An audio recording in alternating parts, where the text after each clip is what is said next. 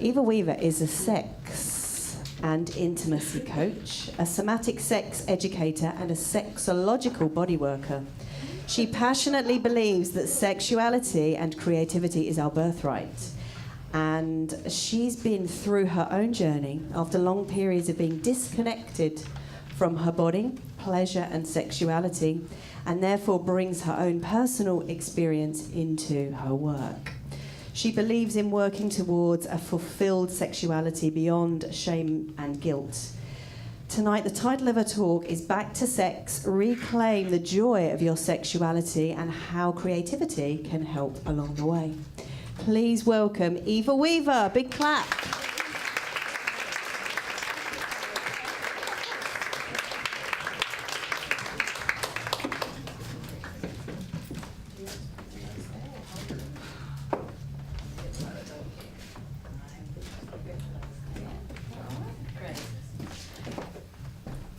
I want to talk about sex. I want to talk about sex because I believe we still don't talk enough about it. And because a lot of us still suffer on our own when we deal with difficult issues around sex.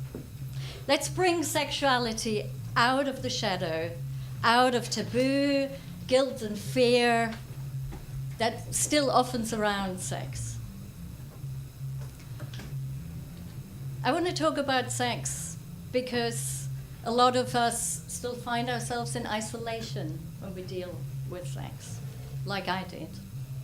And also because there are a lot of rubbish messages still out there around sex, I believe. You know, sex is either presented as a commodity we only qualify for if we have a certain body, or if you're one. And then, yes, we're supposed to be sexual, but not too sexual either. But what if we're older, other-bodied, disabled? There's an expectation, an assumption that we might not be sexual at all. So I want to talk about sex also because of my own story and my own journey. So yes, I'm a sex and intimacy coach and a sexological bodyworker. And I support people who feel disconnected from their sexuality for whatever reason and for however long it's been. And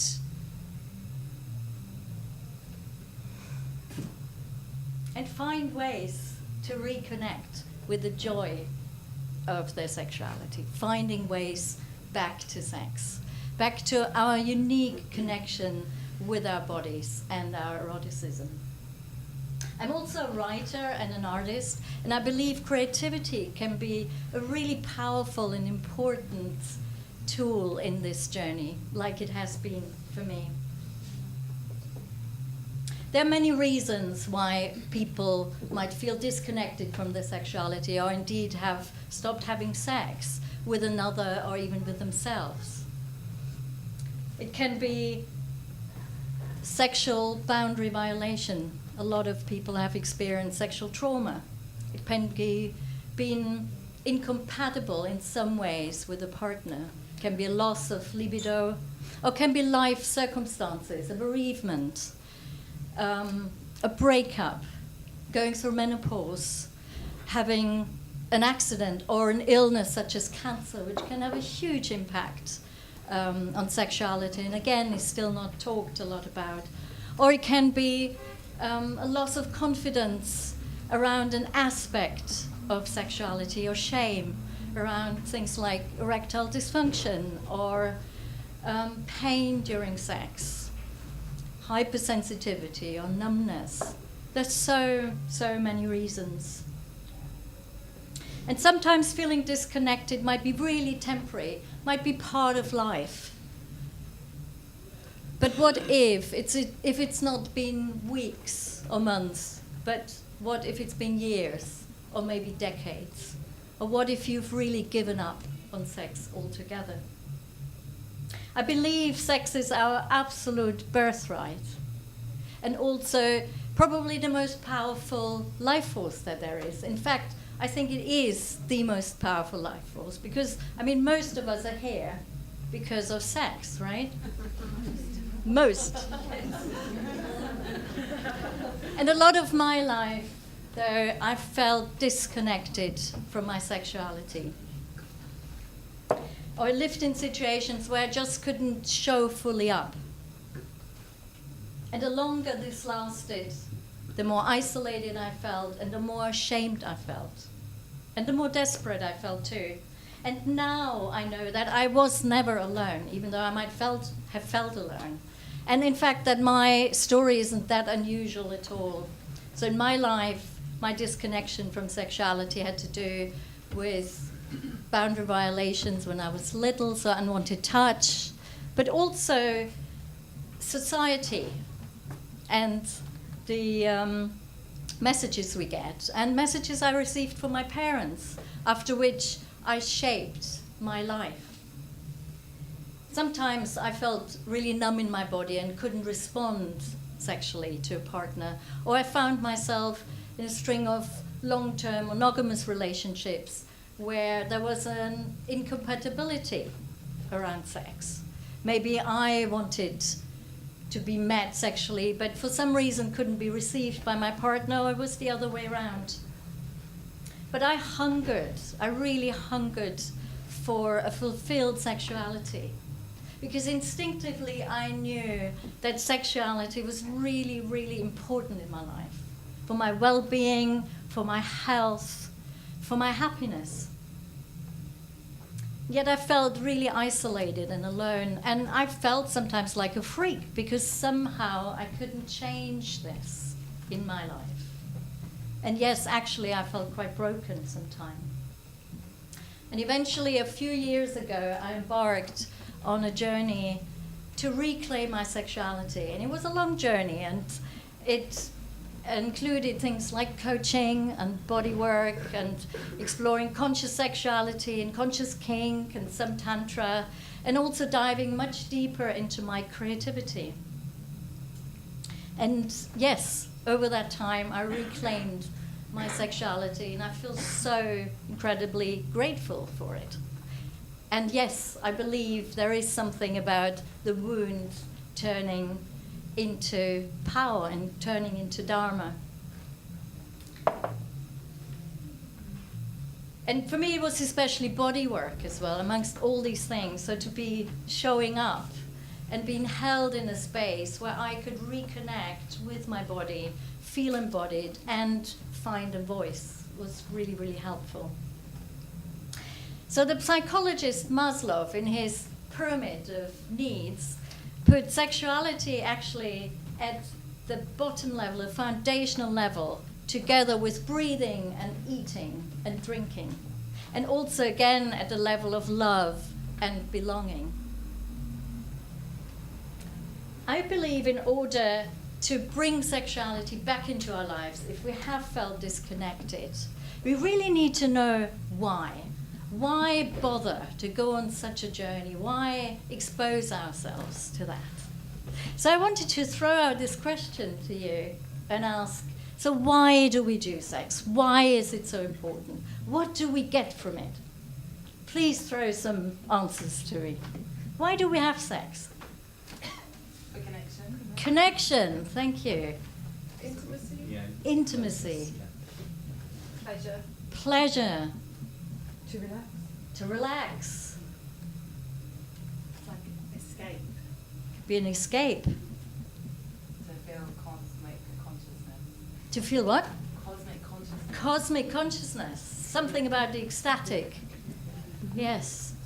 Connecting with something bigger than us. Why else?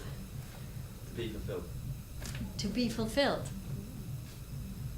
To feel good. To feel good. The hormones like the endorphin. Endorphins, yes. To have children. To have children, yes. Yay. I did mention.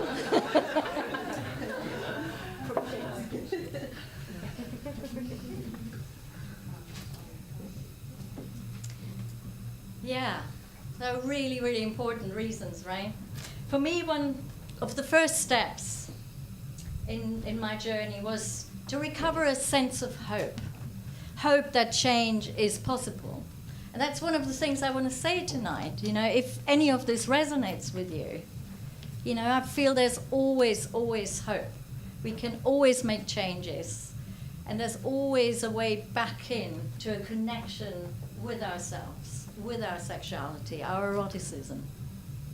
And some people ask me, so what would you recommend? What are first things you could do? I mean, first of all, I would say don't give up. You know, sex is too important. Don't give up. And also don't suffer alone. You know, break that silence.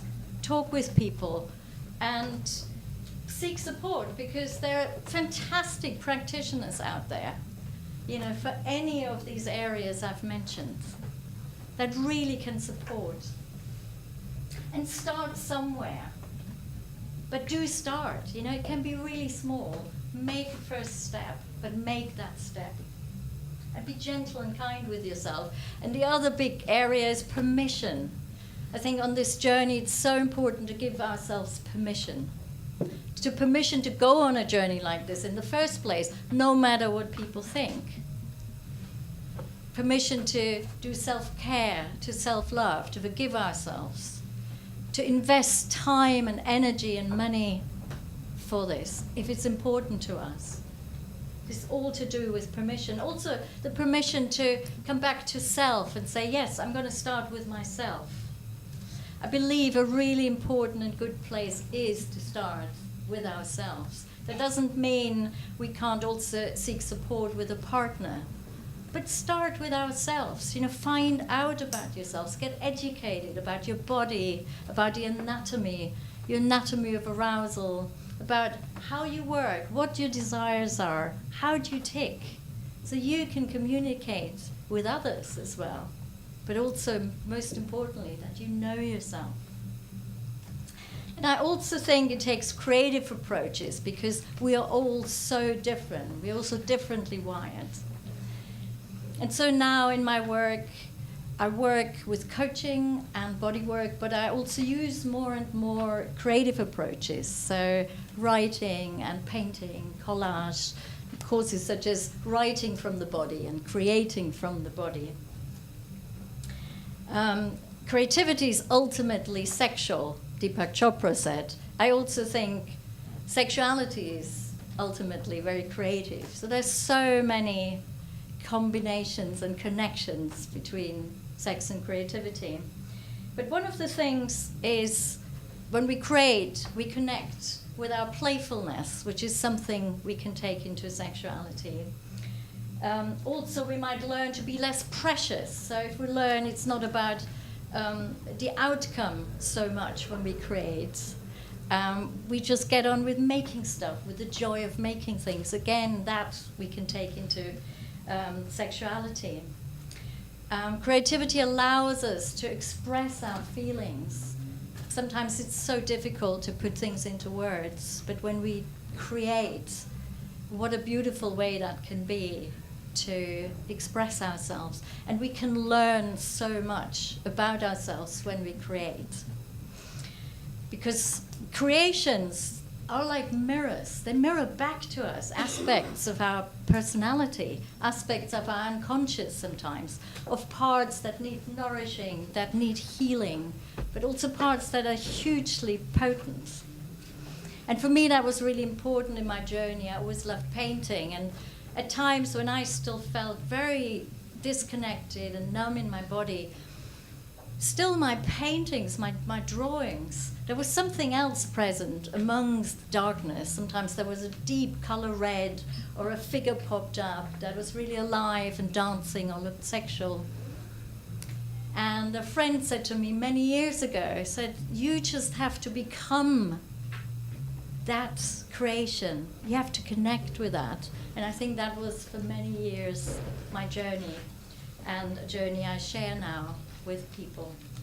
And I want to end with a poem I wrote during the Me Too campaign. It's called Shedding, because a lot of this work is also about letting go of things that don't serve us anymore.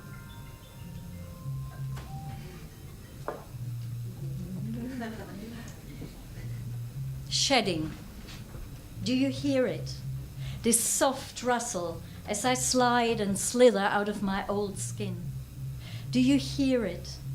This sweet sound of my shedding. It's the skin of my victimhood, peeling, shedding, and me, noticed by no one but me, slithering out. There is still pain, oh yes, there is still grief, there is still a cracked and broken heart, but that old skin is dead. And as I wake in the darkest hour of the night, my heart pounding with fear, I sob and moan, and still I cannot slip back into that old crumpled skin. Instead, I run my fingers tenderly over my new home, skin so raw and alive and so unknown, and I marvel over its glistening beauty, yet differently, that feels everything so acutely, yet differently than it ever did in the old skin. Lying awake, I touch myself in all my places. Hello, new skin. Hello, new color. Hello, new texture. Hello, new smell. And when I finally find my heart, I hold its exquisite beauty in my hands all through the night, until the first light of dawn. And I fill its cracks, one at a time, with gold. Thank you.